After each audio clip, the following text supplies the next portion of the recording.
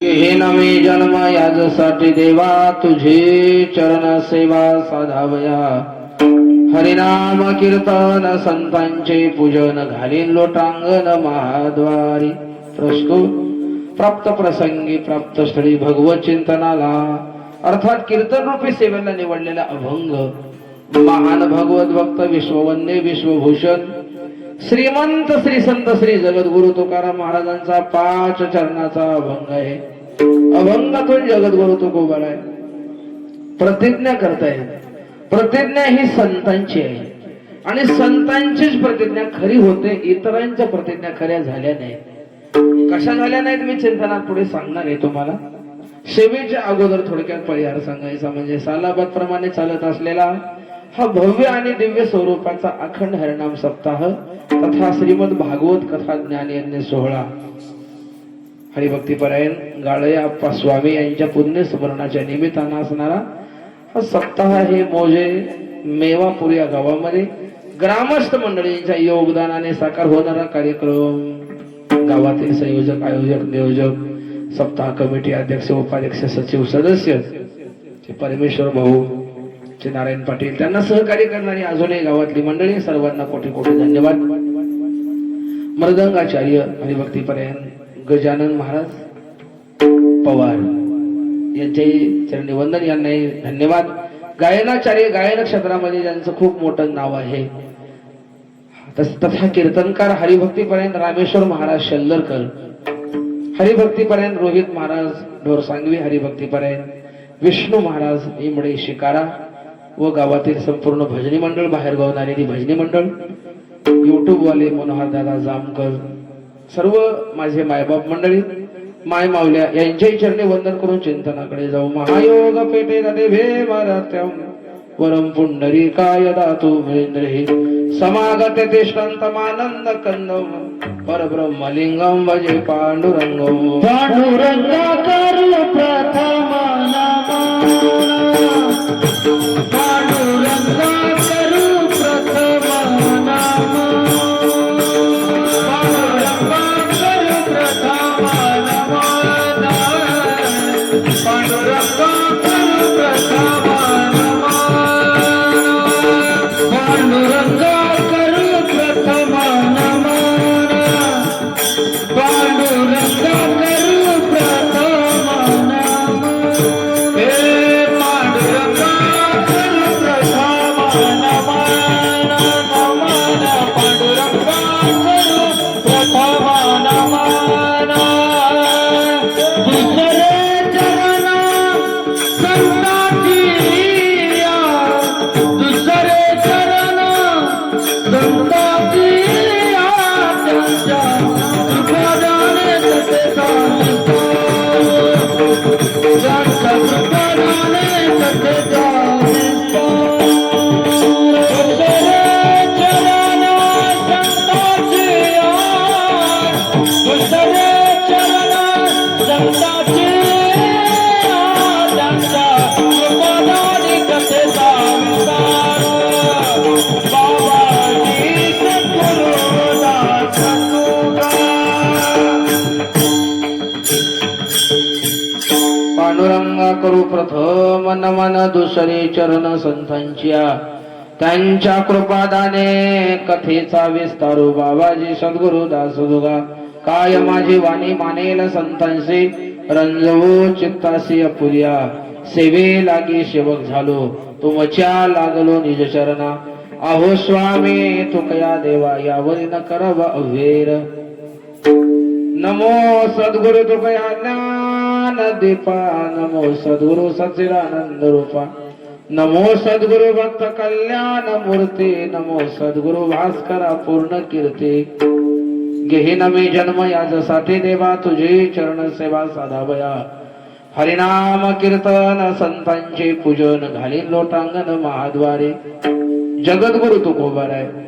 सेवेला निवडलेल्या अभंगातून प्रतिज्ञा करतायत भाऊ.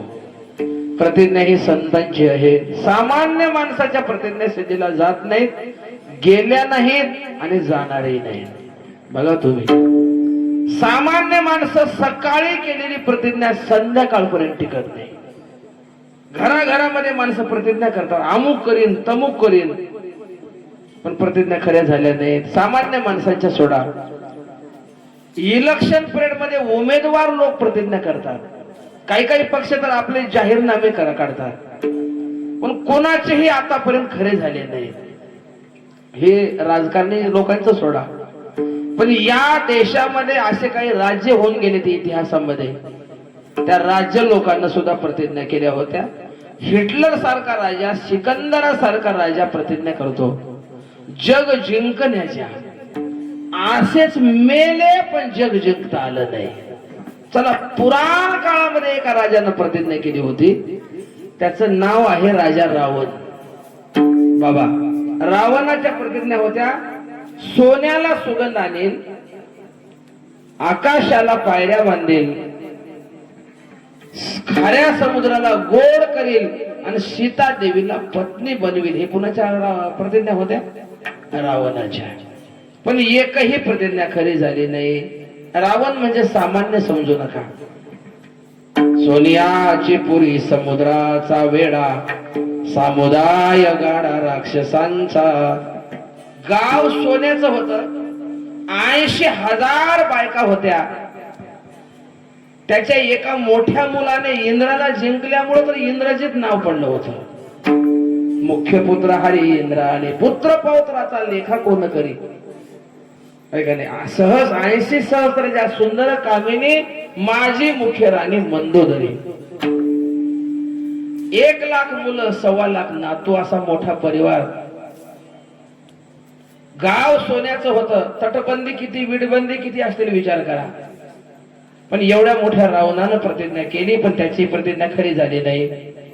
राजा रावणाची खरी झाली नाही याच्यात नवल नाही बाबा. ब्रह्मांडाच्या मालकानं प्रतिज्ञा केलेल्या सुद्धा खऱ्या झाल्या नाहीत. संतांच्याच प्रतिज्ञा खऱ्या झालेल्या आहेत. महाभारत डोळ्यासमोर ठेवा. कौरव पांडवाच्या युद्धाची तारीख डिक्लेअर झाली. युद्धाचं निमंत्रण घेऊन अर्जुनही गेला आणि दुर्योधनही गेला. दुर्योधन अगोदर गेला होता, पण दुर्योधन हा अहंकारी असल्यामुळे त्यानं विचार केला. देवाने विचार केले होते दुर्योधन पुढे येतोय. देवानं झोपेचं सोंग केलं होतं, शाल पांघरून झोपले देव. अहंकार जागा झाल्यामुळं मी राजा आहे याच्या पायाजवळ कशाला बसू म्हणून उशाकडे बसला. अर्जुन आल्यानंतर आणि भक्ताची जागा देवाच्या पायाजवळ असते. पायाजवळ बसला आणि पाय दाबू लागला. देवानं शाल काढली, अर्जुन दिसला. कधी आलास अर्जुना? दुर्योधन म्हणला, देवा मी आलो, मलाही बोला, मी पहिल्यांदा आलो. देव म्हणले, तू पहिल्यांदा आला असशील पण मला पहिल्यांदा अर्जुन दिसलाय. काय भाग्य बाबा माझं, कसं काय आला दोघं भाऊ मिळून. दोघंही म्हणले, देवा युद्धाचं निमंत्रण आणलंय. देव म्हणले, मी एकटा दोघांकडे येणं शक्य नाही. मी एकटा एका बाजूला येईन, हातात शस्त्र धरणार नाही. माझं 56 कोटी यादव सैन्य दुसऱ्या बाजूला राहील, सशस्त्र सहित युद्धाला तयार. दुर्योधन म्हणला, ते काय मेवापूरचा सप्ताह आहे का म्हणला, पंग झोडायचा, जाऊन झोपी जायचं. युद्ध करावं लागेल देवा शस्त्र घेऊन. नाही नाही, मी हातात शस्त्र घेणार नाही. मग तू नको गड्या म्हणला, तुझं सैन्य मला दे. दुर्योधनानं सैन्य मागितलं आणि अर्जुनानं देव मागितला. घरी गेला. दुर्योधनाचा मामा वाट बघत बसला होता. मामाचं नाव शकुनी मामा. भांजे काय आले वाटणीला. मामा श्रीकृष्णानं हातात शस्त्र धरणार नाही म्हटल्यामुळं मी श्रीकृष्णाला घेतलो नाही, सैन्य घेतलं. त्यानं रप रप डोकं बडविलं. शकुनी म्हणला, दुर्योधना काय करून बसलास? अरे श्रीकृष्ण जसा नरनारायणाचा अवतार होता, एकटा जरी आला असला तरी पुष्कळ झाला असता. जाऊ दे, झालं ते झालं. पण श्रीकृष्ण सारखाच नरनारायणाचा अवतार बळरामाचा आहे. बळरामाला तर घे. आणि बळरामा कोण गदा येऊ दुर्योधनाने शिकल्यामुळे बळराम दादाचे प्रेम दुर्योधनावर होतच अर्जुनापेक्षा. गेले, सेवा केली, दादा प्रसन्न झाले. काही मागायचे का दुर्योधना? हो दादा, तुम्ही आमच्या पक्षात या युद्धाला. परमबृहितता असतो. दादा तिकडे गेले. पांडव निवांत झोपले बाबा, पण देवाला मात्र झोप लागला. देव म्हणले, आता जर दादा तिकडे गेला तर माझ्या पांडवायचं कसं होईल? कारण का अवताराला येत असतानाच देवानं वचन दिलं होतं, तू वडील हो आणि तुझी आज्ञा मी पाळतो. आता तो वडील होई वा सर्वात पाळीन मी आज्ञा तुझी बारे, पाळीन मी आज्ञा तुझी बारे, पाळीन मी आज्ञा तुझी बारे, पाळीन मी आज्ञा तुझी बारे. आता तू वडील होईना सर्वज्ञ, तू वडील होईना सर्वज्ञ, तू वडील होईना सर्वज्ञ, तू वडील होईना सर्वज्ञ. पाळीन मी आज्ञा तुझी बारे, पाळीन मी आज्ञा तुझी बारे, पाळीन मी आज्ञा तुझी बारे, पाळीन मी आज्ञा तुझी बारे.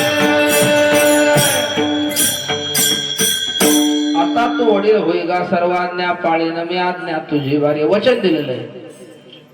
दादा जर म्हणले कृष्णा माझ्या बरोबर चल, तर देवाला मोडता आलं नसतं म्हणून देवानं युक्ती केली.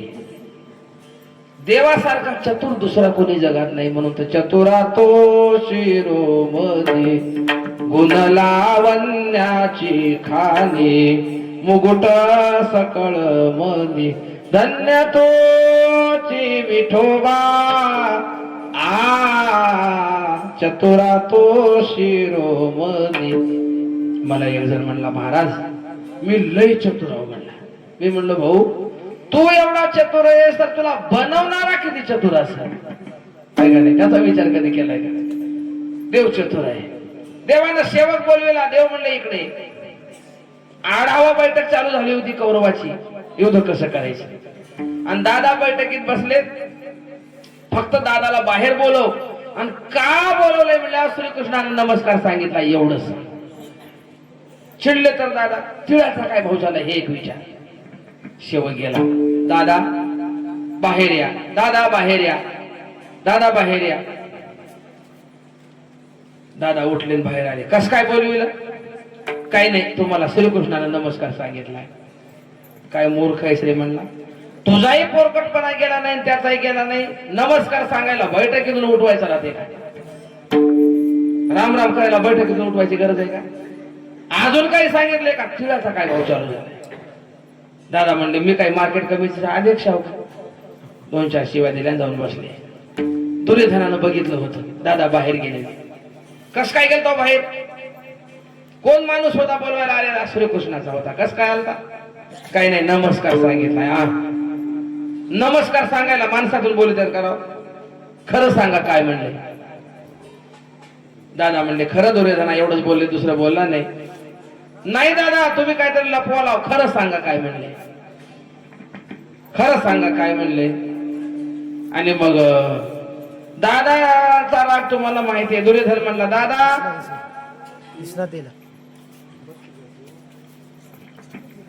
खरं सांगा तुम्ही माझ्याकडे तुमचं मन नाही. आणि दादा चिडले. दादाला राग आला. दादा निघून गेले. दुर्योधना तुझं एवढं तू बघून घे.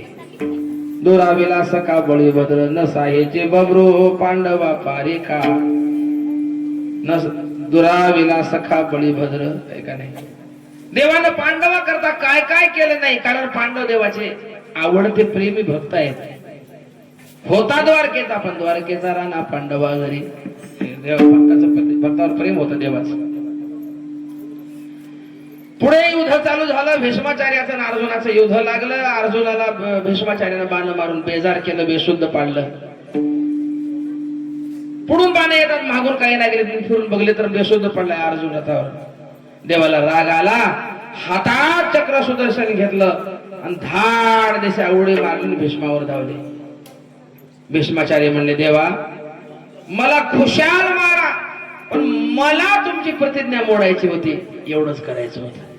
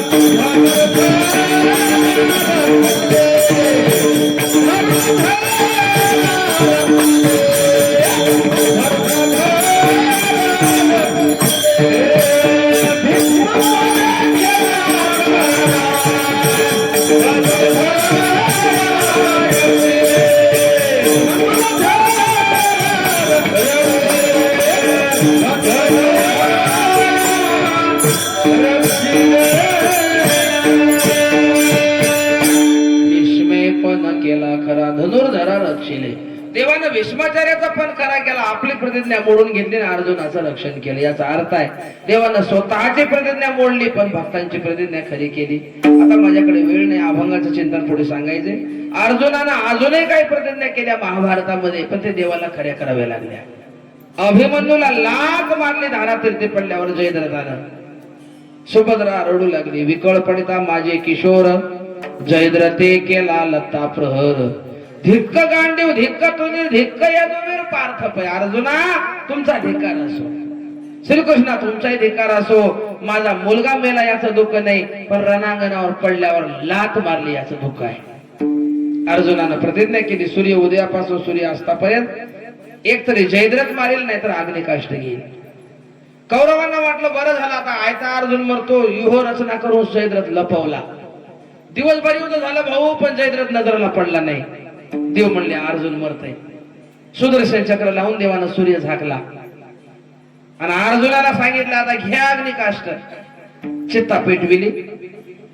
देवानं सांगितलं क्षत्रियानं धनुष्याला बाण लावून उडी मारायचं असते, तसं मारायचं नाही. धनुष्याला बाण लावला आणि त्या चित्तेला प्रदक्षिणा घालताना अर्जुन कसा मराला हे बघायला जयद्रथ आला.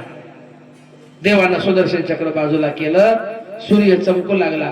देव म्हणले अर्जुना हा सूर्य हा जयद्रथ. ताळकन बाण उडवला, मस्त बाण सोडून मस्त उडविलं. प्रतिज्ञा अर्जुनाने केल्या पण खऱ्या देवाला कराव्या लागल्या. तसंच आहे पंढरपूरला सत्संग भरला. संत संमेलनामध्ये कोणीतरी सांगितलं वाल्मिक ऋषीने 100 कोटी रामायण लिहिलेलं आहे. नामदेव याला वाईट वाटलं, अरे रे रे देवा एवढा सानिध्यात राहिलो, एक अभंग लिहिला नाही, किती करंट्या कपाळाचा आहे. प्रतिज्ञा केली नामदेवरायाने, 100 कोटी तुझे लिहिना अभंग ऐक नाम्या म्हणे पांडुरंग. 100 कोटी अभंग लिहिन देवा तुमचे. देव म्हणले नामदेवा अशी वेड्यासारखी प्रतिज्ञा करू नको. त्यावेळेला आयुष्य मर्यादा मोठी होती, आता आयुष्य कमी झाले माणसाचे. कलियुगामध्ये अल्प आयुष्य मानव देह, अल्प आयुष्य मानव देह, जगले ते अर्धरात खाय, जगले ते अर्धरात खाय, मध्ये बालत्व पिढा रोग क्षय, मध्ये बालत्व पिढा रोग क्षय, काल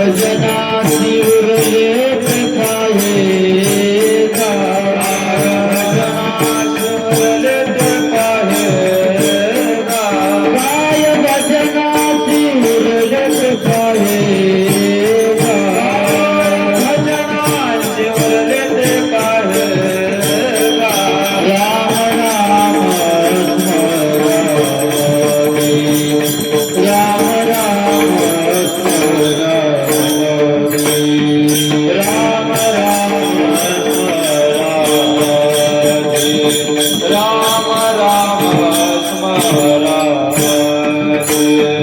अल्प आयुष्य मानव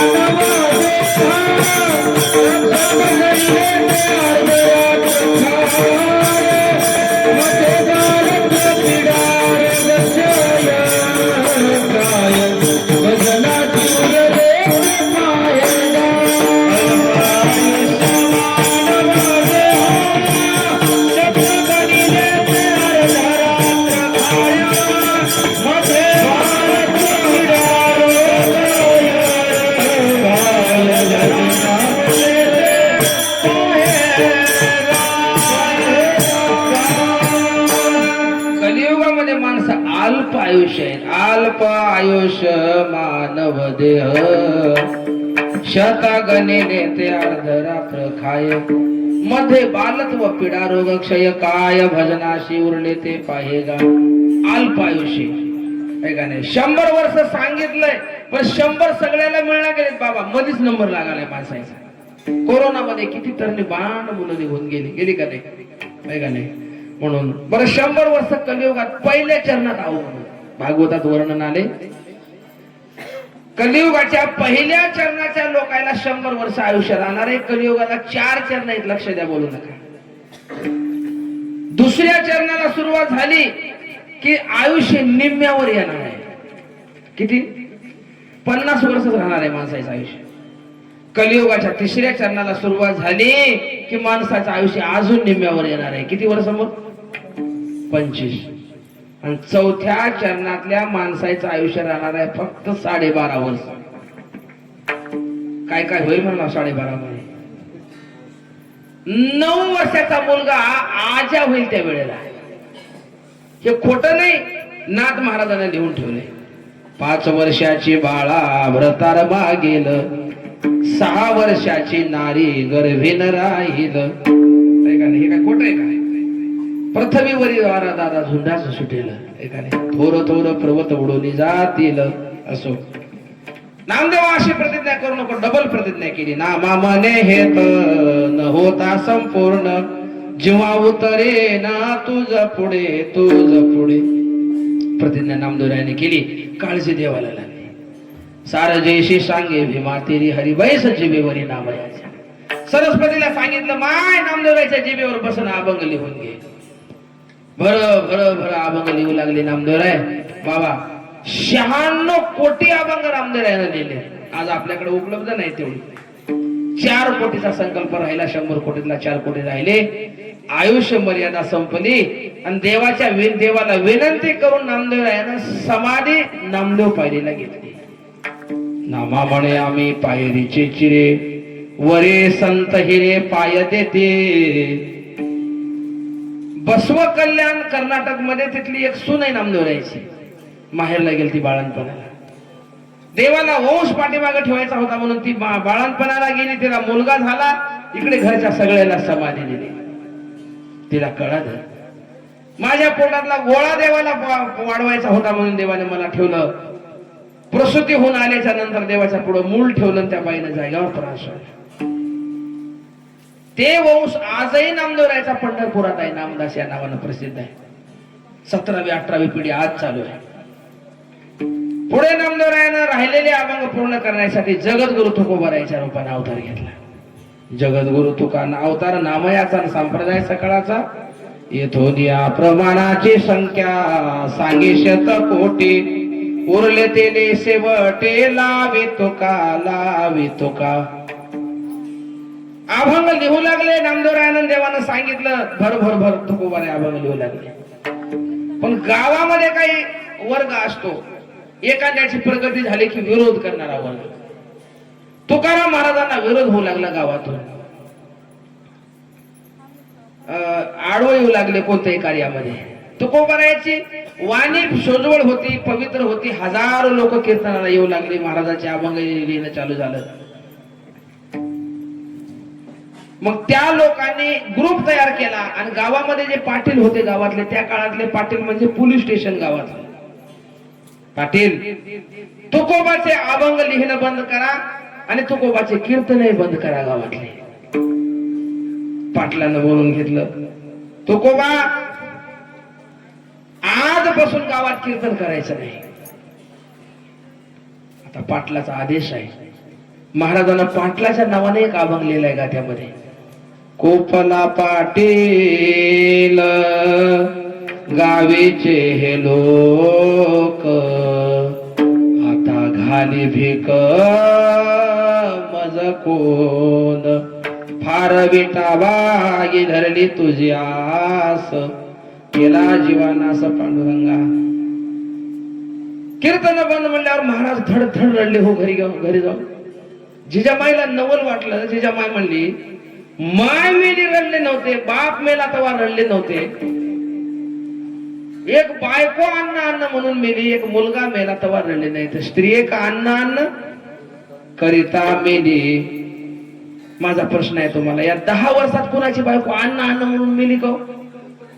अन्न खाऊन खाऊन बऱ्याच जणांची मेली आहे का नाही? पण अन्न न मिळता थको भरायची. जिजामाईनं म्हणली जाऊ द्या, मला कशाला नादाला लागतात लोकांच्या गावच्या, घरामध्ये कीर्तन करा आपल्या.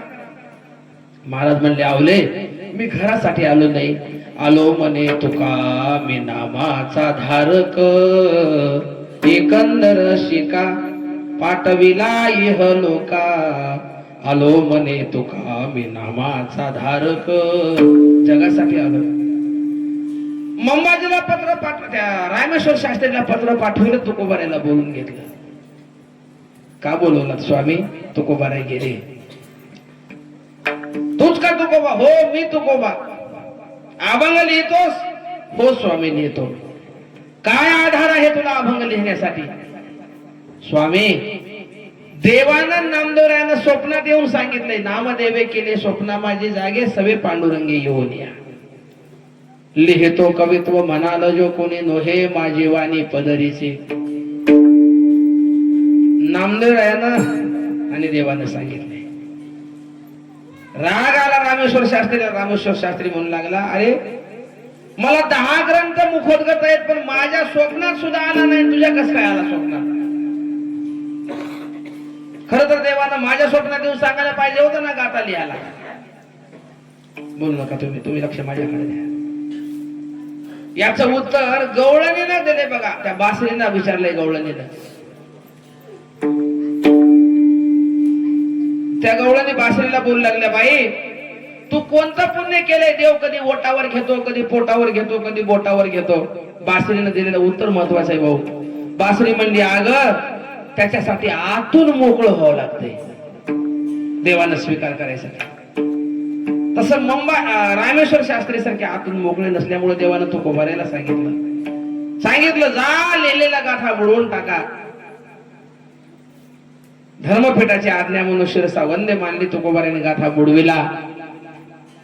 पण लोक गावातले आता बोलू लागले, लोकायला फक्त निमित्त पाहिजे. माळकऱ्याचं कुठं चुकतंय का नाही? असे टपलेले झाल्या डोमकावळे टोपलेवाले काय माणसं. खरं बोल माळकरी हे मी म्हणाला, माळकऱ्याला खरं बोलावून बाकीच्या चौकट चराव का म्हणाला. खरं बोलणं हा धर्म साधारण धर्म आहे, सगळ्यांनाच लागू आहे. पण माणसं बहुतेक माळकऱ्याकडे लावतात. नाही, माळकऱ्यांचं खरं बोललंच पाहिजे, सगळ्यांसाठीच हा नियम आहे.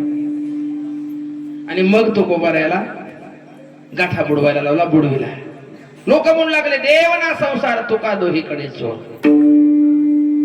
अगोदर घेण्या देण्याच्या वह्या बुडविल्या आणि आता गाथा बुडविला. धड संसारही नाही, धड परमार्थही नाही. आता आम्हाला सुद्धा लोक बोलतात, महाराजांना बोलतात का आपल्याला सोडतात का? रोज मी गावाला निघाव बॅग घेऊन कीर्तनाला, रोज त्याला कार्यक्रम ह्या दिवसात. रस्त्याला बसलेले माणसं म्हणतात, एक जण एका दिवशी म्हणलाय काय महाराज आज कुठं आहे मग झप का म्हणला. कीर्तन सुद्धा म्हणणार काही माणसं. मी म्हणलं माणसं असे बोलाले गावातले, 8 दिवस कार्यक्रमच घ्यायला नाही, रोज गावात राहिलो, रोज त्याला जय हरी राम राम जय हरी. एक जण म्हणाले कुठं जायला गेला का आता 8 दिवस झालं गावात दिसायला. शेजारचं म्हणाले कोण पुसाले रे ह्याचं दुकान बसला आता, आहे का नाही? म्हणजे दोन्ही कोण मी नाव ठेवणारे लोक असतात. तुकोबारायला ठेवू लागले. देवना संसार तुका दोहीकडे चोर. संसाराबद्दल बोलल्यानं काही वाटलं नाही. महाराजांना माहिती होतं संसाराविषयी अनासक्ती होती, पण देवाचं अस्तित्व लोकांच्या मनात राहणार नाही म्हणून तुकाराम महाराजांना 13 दिवसाचं अनुष्ठान मानलं. भगवान प्रसन्न झाले. बाळवेश धरुणी श्री हरी भेटेला, 13व्या दिवशी भेटले. तुकोबा गाथा रक्षण केलाय, घेऊन या. भजनी मंडळ दिंडी घेऊन गेले आणि जडी दगडासहित वह्या तारियाल्या जैशाला ह्या घेऊन आले गाथा. आणि त्या गाथ्यातला हा अभंग आहे. अभंगाच्या पहिल्या चरणात महाराज बोलत तुझी